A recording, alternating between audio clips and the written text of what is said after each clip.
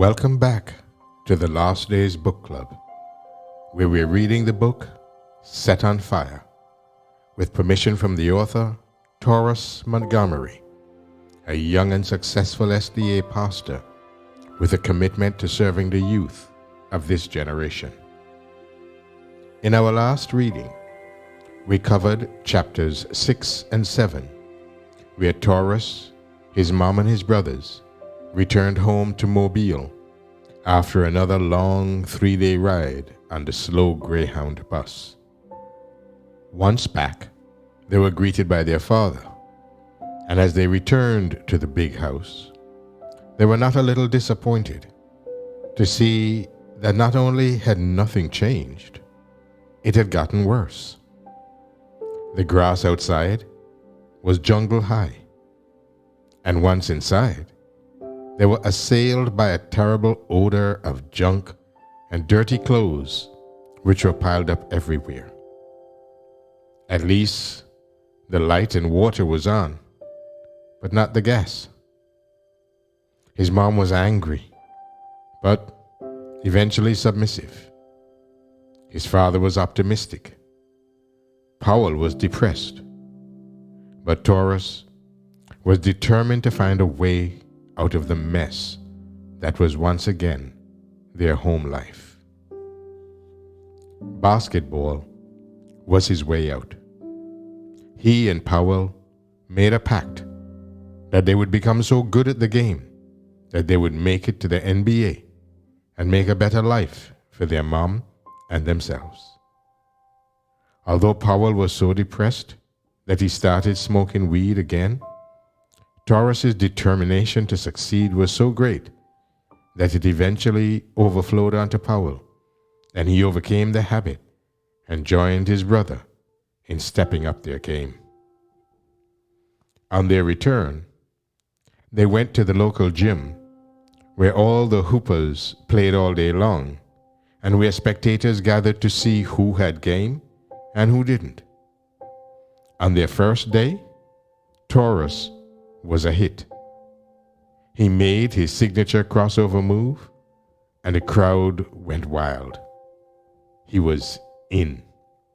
From then on, his love for the game became his obsession. He and Powell practiced for hours. They lived, ate, and slept basketball. They read about it, watched it, and played it day and night. Taurus was determined to make it. And there were two guys who had made it to the NBA from their neighborhood and from the very schools they attended. They became Taurus's motivation and model for success. If they could make it, so could he. But just before the season began, when he would make the team, something happened that could have crushed his dream like an empty soda can. It was not a sports injury. It wasn't a threat to one of his body parts. It was a threat to his life. And it didn't happen on the basketball court. It happened at home. And so ended part 1 of this book. Please don't forget that you can purchase this book at the author's website, taurusmontgomery.com. That's TaurusMontgomery. One word, taurusmontgomery.com. And read along with us as we pick up the story today in part 2, entitled Devastation. And we begin with chapter 8, entitled Escaping the Flames. One day, your life may flash before your eyes. Make sure it's worth watching. David Harkins. It happened during the early morning hours of November 8th, 1997. We arrived home just past midnight. I remember it like it was yesterday because it was fight night.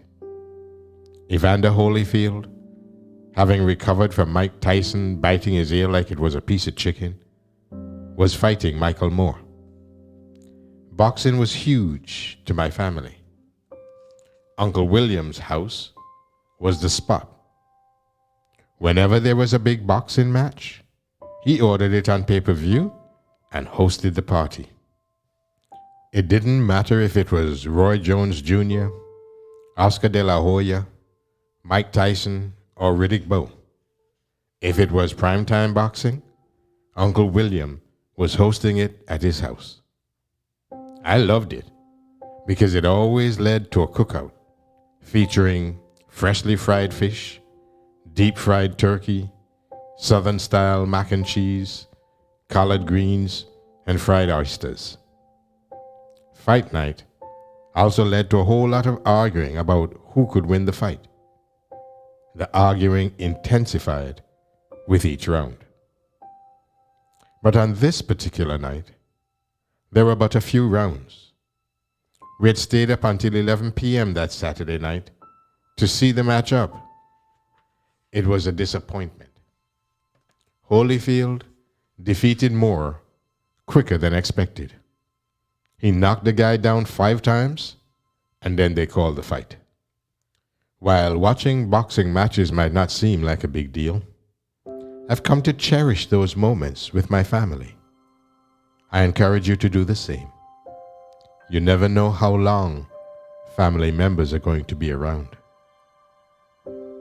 After the fight, we piled into the car and went home. It was just like any other night for me.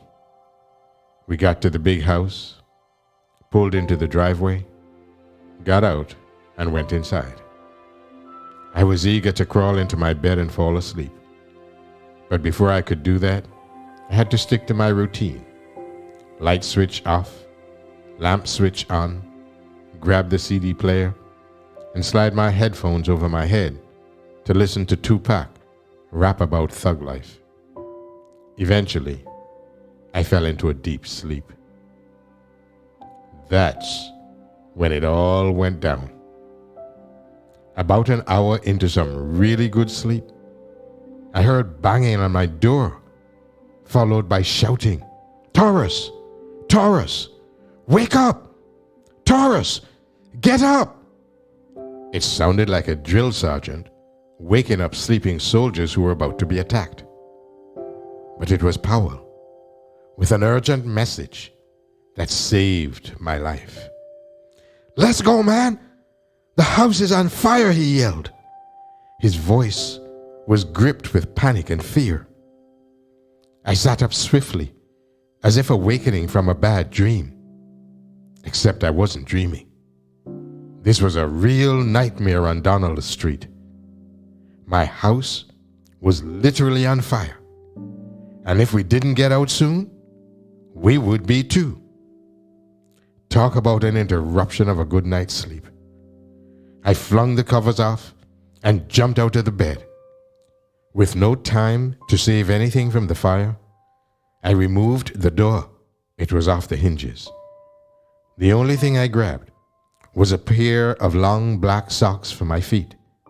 It seemed like an eternity to slip them on, but it probably took less than 5 seconds. Before running downstairs and out the door, I stuck my head into the room where the fire started.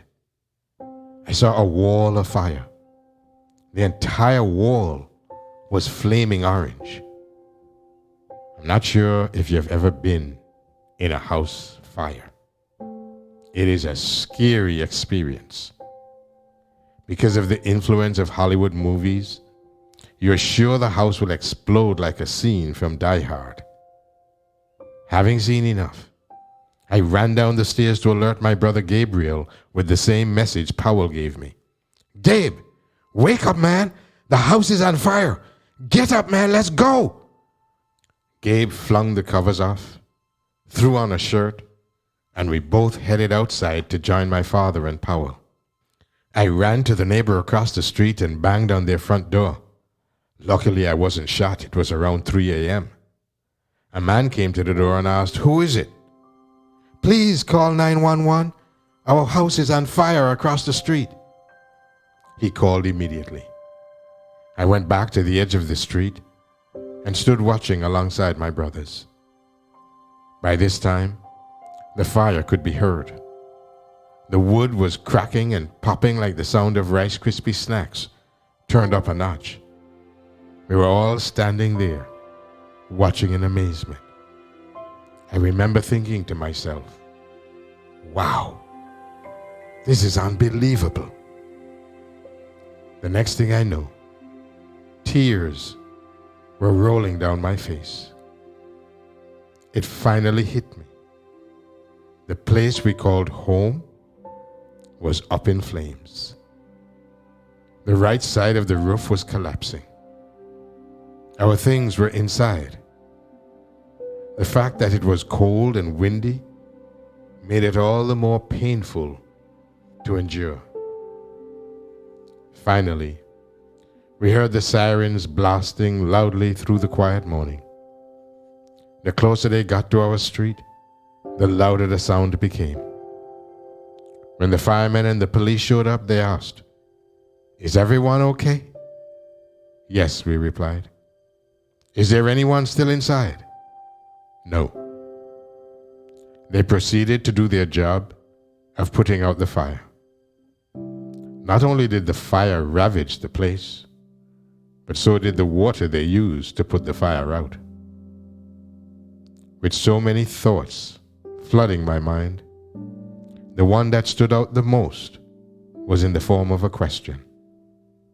Where are we going to live? And whom are we going to live with now? Eventually, I verbalized that question to Powell. We were both too traumatized and overwhelmed by the situation to find an answer to the problem. This was the same question I had just asked earlier in the year when we had to leave Aunt Stacy's house. And now, after being back in Mobile for barely 3 months, I was asking the same question again. The sun began to rise. We spent the rest of that day speechless. I don't remember everything about the day, but I do recall our conversation about how the fire began in the first place. It started in Powell's room. He explained it this way. I put the hot plate by the side of my bed. The heat from the hot plate must have been really close to the bed sheet and caught a fire that way. We often used bed sheets for curtains. By the time I woke up, I saw the whole wall on fire, but it was mainly just the curtain. I jumped up, told Daddy, and then I went to your room and told you. Let me interpret this for you in case it is not clear. It was cold outside, and the gas was off. This meant not only could we not take hot or even warm showers, it also meant that there was no heat. We had to improvise. We often used the hot plate, a small electric portable stove-like plate used for cooking food. For us, it was multi-purpose. One of those purposes was for keeping warm. This was not the first time we used a hot plate to stay warm throughout the night. Unfortunately, however, this was the night it was set too close to the curtain. It was also a night where my dad had a little too much to drink at the boxing party we attended earlier that evening. He recalled, I told Powell to make sure to cut that thing off before he went to sleep. But I forgot myself too. I dozed off and went to sleep. As a matter of fact, I was so out of it that when Powell woke me up, I jumped up and ran outside, leaving y'all behind. Then I realized it and came back in for you guys. Talk about an object lesson and why drinking alcohol is not wise. The day after the fire, we went back into the house just to see what we could salvage. My emotions from the night before came back again, but this time it was overpowering. I was devastated. The smell of smoke permeated the place inside and outside. I opened the front door and walked up the stairs to what used to be my room. The smell grew stronger. Although the walls were somewhat intact, my basketball relics were not. The newspaper clippings I had posted on my wall were destroyed. The posters of Iverson, my basketball hero, were ruined. All of our clothes were soaked and wet from the water used to put out the fire. If they were not wet, they were burned or smoked out. One pair of my basketball shoes, however, survived. Because I knew we had practiced that week, I grabbed them along with a few other items that were not too damaged.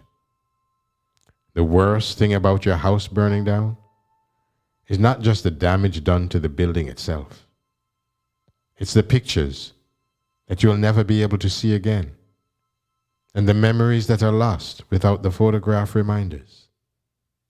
Several pictures of our adolescent years were burned in the fire. Powell was in another room, looking for whatever he could find. We gathered what we could, and then we waited on our father to explain to us what we were supposed to do at the birthday party we were about to attend. The house caught fire November 8th. My younger brother Aaron's birthday party was the next day. I'm thankful he was not at home at the time when it happened. When we arrived at the party, it was all joyful. Good cake and ice cream has that ability. We kept the fire a secret from Aaron for a few days, not wanting to spoil his birthday. He was turning 10. Getting that sad news on his birthday would have devastated him. After the party, the question still remained. Where to next? The first night after the fire, we stayed at my Aunt Daisy's house. Due to circumstances, after one night with Aunt Daisy, we had to find another place to sleep. The way we moved around from house to house made it seem like I was being prepared for NBA road trips. Then my dad told us, "Hey guys, we're going to be staying at Miss Pinky's house tonight." Miss Pinky was the girlfriend of my father's oldest brother, Uncle Joe. We had never spent a night at her house before, so we were not too thrilled to hear that. But we were grateful for a place to lay our heads. Her house was located about 10 minutes walking distance from ours. Powell, Gabe, Aaron, and myself, we all slept on the floor for the 3 nights we were there. The topic of discussion as we lay down to sleep was always the night the house caught a fire. It was the only thing we talked about for several weeks. During that week at school, as I told friends and teachers what happened, they felt really bad for me. I hated that feeling, that of people feeling sorry for me, but I appreciated their encouragement. After that night of watching the smoke from the flames ascend and seeing the fire burned, within me also burned a greater desire to go pro. I was now determined to make it more than ever before. The house fire provided for more inspiration than Lang or Caffey could ever give me. All the bouncing around added fuel to the fire. I wanted to be stable. I wanted my family to be stable. But yet again, after a few days, we discovered that we would no longer be able to stay with Miss Pinky. She had done as much as she could. Like a boomerang, that question kept coming back. Where to next? It has been said that hindsight is 20/20. After my brother and I spent some time reflecting on our conversation about how the fire started, we discovered something interesting. It was primarily the curtain that was on fire, not the actual wall. All we had to do was snatch the curtain down, fling it out the window, run outside, hose it down with water, get back in the bed, and we would never have been left wondering, where are we going to live next? This time, the answer did not come from my father. My mother told us, we're going to stay with the Campbells for a while until things get back to normal, until the house gets fixed. The Campbells, I thought. They live way out in the woods. They live in 8 Mile, Alabama. That means we have to wake up extra early every morning and drive to school. Yep, just like California. So, we went to stay with the Campbells. Here we go again, I thought. The end of chapter 8. Chapter 9. It's a different world. You can change environments, but until you change, nothing else will ever change.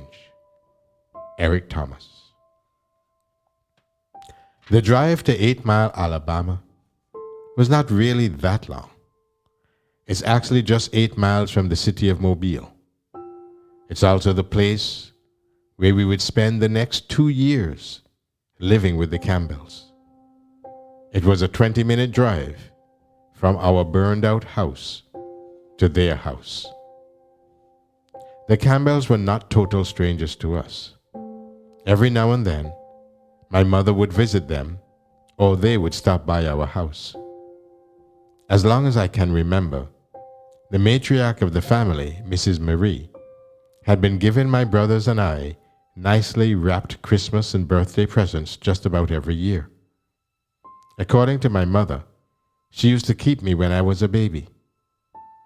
The night our house burned, my mother was actually at the Campbell's house with my brother Aaron. Once they heard the news about the fire and that we had no place to stay, Mrs. Campbell told my mother to bring us to her place, and the 4 of us could live with them until the house was fixed and we got things together. She saw the need and reacted with kindness and hospitality. She really made us feel very welcomed and comfortable. There were no eggshells to tiptoe around. That made a big difference. It wasn't until we moved in that I realized that their house was huge, really huge. There were 5 bedrooms, 3 full baths, 2 kitchens, 3 living rooms, and 2 dining rooms. The house sat on 3 acres of land dotted with gardens. There were many rooms for the many people who occupied the home. Mr. and Mrs. Campbell had 3 of their adult children living with them. One of them had a family. They occupied the living quarters downstairs until we arrived. Timothy, one of Mrs. Campbell's sons, gave up his bedroom, and the 4 of us, Mama, Powell, Aaron, and myself, slept there. And then Timothy got married. We moved upstairs into the living room and slept on the floor. But that didn't matter. It was all good because we finally felt at home. To my delight, there was an adjustable basketball goal in the driveway. This is where I spent most of my time. If I wasn't shooting around, I was running up and down the steep, hilly streets in their neighborhood, trying to increase my vertical leap and make my first step more explosive. My focus on basketball during this time was intense. Even though we had moved away from our neighborhood, we still rode the school bus home to our old house. Powell and I would walk straight to the gym at Gorgas Park Rec Center and play basketball for about 3 hours until my mother arrived from work to take us to 8 Mile. We hated when she showed up because it often happened in the middle of a close competitive pickup game. Nevertheless, we got into the car, frowning of course, and headed to our routine stop, Burger King. We stopped at Burger King religiously. I ordered the same thing every time. 3 Whoppers with cheese, extra mayo, and tomatoes, a small fry, and a cup of cold ice water. Powell ordered the same thing. We ate like it was our last supper. The most obvious difference appeared whenever we sat down to breakfast. They had what my brother and I called fake milk. They called it silk. It was some kind of soybean milk. Any milk that comes from a bean is not milk at all. A bean? Come on, man. We were used to eating grits, eggs, bacon, and pork sausages with melted cheese that dripped off the fork. But now, we were seeing that they had a substitute, not only for milk, but also for meat. Instead of ham, they ate wham. Instead of chicken eggs, they ate tofu eggs. Instead of beef franks, they had big franks. Rather than Kraft cheese, they ate soy cheese. Instead of Bluebell ice cream, they had tofu tea ice cream. They ate all kinds of fruits and vegetables and talked about the need to eat healthfully. Most everyone in the house was what they called a vegetarian. That was my first time hearing that word. Basically, a vegetarian is someone who does not eat meat. My 16-year-old mind could not understand for the life of us what would cause a person to stop eating meat. After a long day of school, basketball practice, and pickup games, I could not imagine that eating a tofu sandwich would satisfy my hunger. But the difference did not stop at food. Something else I found strange was that they always talked about this place called Oakwood. They spoke with so much pride when they talked about this place. I found out it was a college that many of the Campbells had attended. I never took it to be a real school, since they were not an NCAA D1 school with a real basketball program that offered real scholarships like Kentucky, Duke, North Carolina, or even the Crimson Tide. Another thing that was different about living with them occurred every week. They went to church. That part was not strange. What was weird is that they went on Saturdays instead of Sundays. They referred to it as the Sabbath day. Again, this was strange and uncommon to me, because when my grandmother made us go to church, I remembered, even though I was 8 or 9 years old, I'm sure it was always Sunday. But they went on Saturday. There were just 2 problems with that for me. Because of the Sabbath, they did not watch TV on Saturdays. Even worse, they did not watch it from the time the sun set on Friday until the sun set on Saturday night. This was very bad for me. I thought, they not know that Saturdays are for watching SEC football? Clearly, they didn't recognize that Friday nights were created for high school football and basketball games. Nevertheless, Powell and I used to sneak out and watch it anyway, especially when no one was there, because they all went to church while we stayed home. But eventually, after being there for a few months, Mrs. Campbell popped the question one Friday evening. Are y'all coming to church with us tomorrow? There was a long pause. Now, how in the world can we say no to her? The icing on the cake was my mother's persuasive reasoning. We need to start going to church. We can't be living here and not go to church when they ask us. That's the least we can do. My mother was right. I mean, we were living there rent-free until however long we needed to. We were getting Southern hospitality to the max. We told Mrs. Campbell we would go with them. So the next Saturday morning, we woke up, got dressed, and went to church. The church was located in the hood on Dr. Martin Luther King Drive. Ironically, it was in the same community as our house, literally 1 mile away from the big house. We pulled up into the church parking lot. My eyes read the church sign, Emmanuel Seventh-day Adventist Church. It was a brown brick building. It had 4 portable classrooms behind the church, serving as classes for the school. When we arrived at the church, someone greeted us and suggested, "You guys should go to the youth Sabbath school class. It's in the conference room in the front of the church."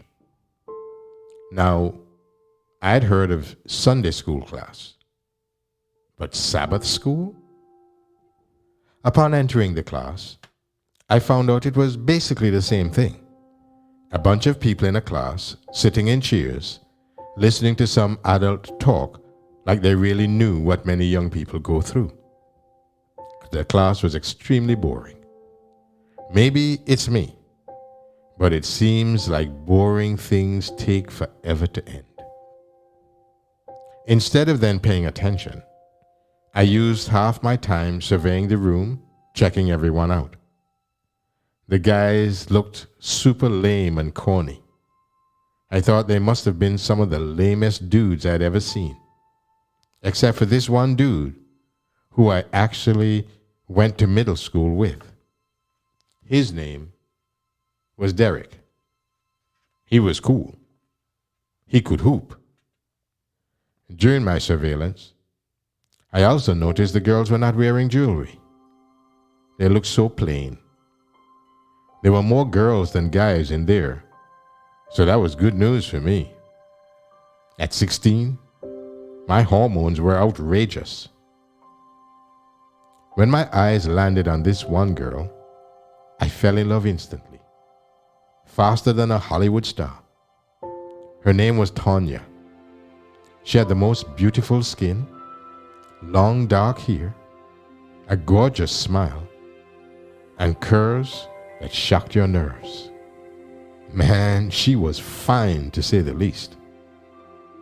I later found out that she had a vicious, aggressive, overprotective bodyguard who happened to be her sister. She didn't play, but neither did I. I had never been denied a girl that I really wanted, and this was not the time for breaking my winning streak. All of a sudden, I was interested in going to church. If Tanya was there, you could find me there. Then the greatest thing ever happened. I mean, it does not get any better than this. I could not believe what my ears heard. "Taurus, would you like to be in a play that we're doing?" Sherry asked. She was the director of the play. She was also Mrs. Campbell's daughter, whom we lived with. At first I was hesitant, but then she added, "You'll be playing the boyfriend in the play. Tanya will be your girlfriend, and you guys will be..." I don't even remember what else she said after girlfriend. It's like everything else faded out. I hadn't been praying, but maybe this is what they called an unspoken prayer request being answered. I doubt it, however, because my intentions were not good.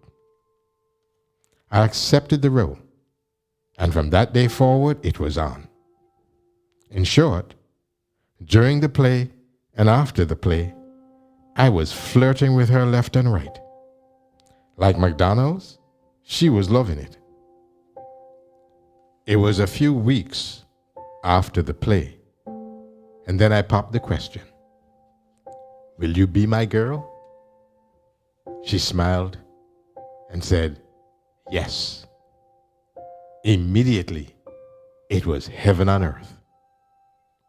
I started going over to her house every opportunity I got. The fact that she also lived in 8 Mile was a bonus. Every time I went to visit her, I was on cloud 9. I think my cloud rose a little higher and higher. When the youth Sabbath school ended, we went into the sanctuary for the main worship service. Like the class I had just left, it was boring, boring, boring. It seemed to last even longer than forever.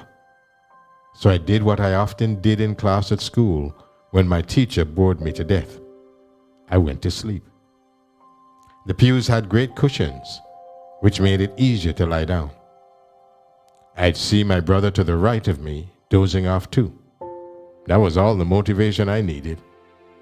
After a few months of going to church, the youth Sabbath school teacher, Mr.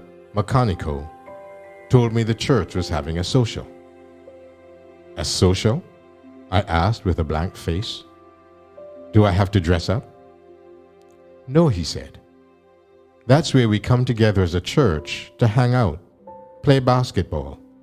The ladies normally play volleyball. Kids run around, that kind of stuff." Now he had my attention. "When?" I asked. "This Saturday night after sunset," he answered. Being hoopaholics, my brother and I were all for that. We'd never pass up on an opportunity to hoop. Plus, Tanya would be there, and she could see me bowl. This gave me another occasion to impress her. That Saturday night, we went to the gym of Dunbar Middle School. About 50 to 60 people were in attendance, ranging in age from children to senior citizens. We actually had a good time that night. Mr. McConico, the old-fashioned teacher, earned some cool points with me that night because the old man could actually play ball. He had a funny-looking jump shot, but it was very seldom that he missed. Though he was an older man, all the young people in the church seemed to respect him. He gained my respect too. He made me think about things from a different perspective. A perspective better than the hood mentality that shaped my way of thinking. Soon afterwards, the church put a basketball team together. Mr. McConico was the head coach, and Baron was his assistant. Baron was also the husband of one of Mrs. Campbell's daughters. Baron was cool. He was closer to us in age, although he was older than me. Powell and I could relate to him well because he was from the projects. This basketball team had a different set of rules than what I was used to. Players were required to attend the youth Sabbath school class and the church services. Even though it was boring, I went because I wanted to play, and I wanted to see Tanya. Besides, my mother wasn't going to let us just stay in and sleep anyway. Although it was not the most exciting place to be on a Saturday morning, I was learning, just by being there. The best part about the church basketball team was that it was being centered on my brother, Derek, and me. But I was clearly the best player on the team, easily scoring 30 points a game for this team. As things began to roll, Baron arranged basketball road trips for us. We would go to play other church teams in Pensacola, Florida. We traveled to play another team in Montgomery, Alabama. These teams also came to play us. Playing on the church's basketball team gave me a way to keep in shape and stay sharp during the off-season. My JV year was somewhat of a disappointment. I didn't play at the level I knew I was capable of playing. However, the NBA was still my goal. Months went by. Months turned into a year. Although I did not like going to church, I was actually enjoying the different activities that they arranged for us. As different and strange as the food, the TV watching, the day for going to church and all that stuff was, I was just thankful for the opportunities Baron and Mr. McConico provided us with.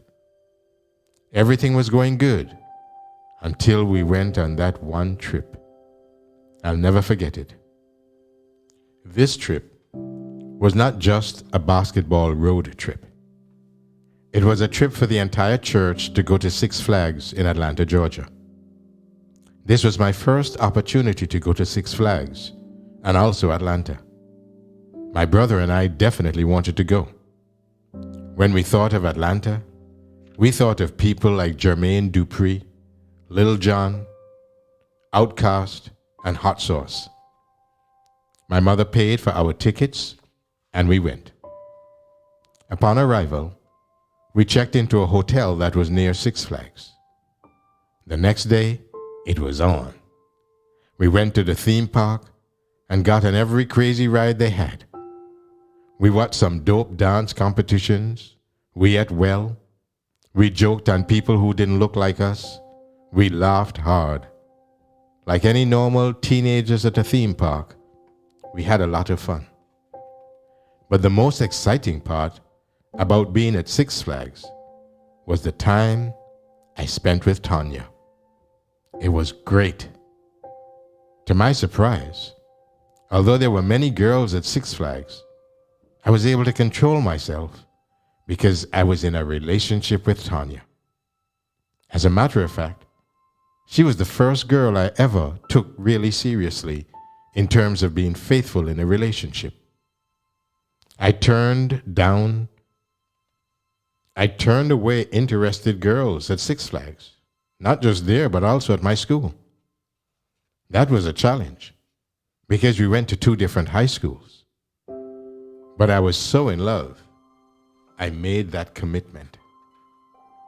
As the 2-day trip came to an end, and our last night at the hotel, we got involved in something that would eventually bring a lot of shame and embarrassment to my mother, the Campbells, and everyone else associated with that church.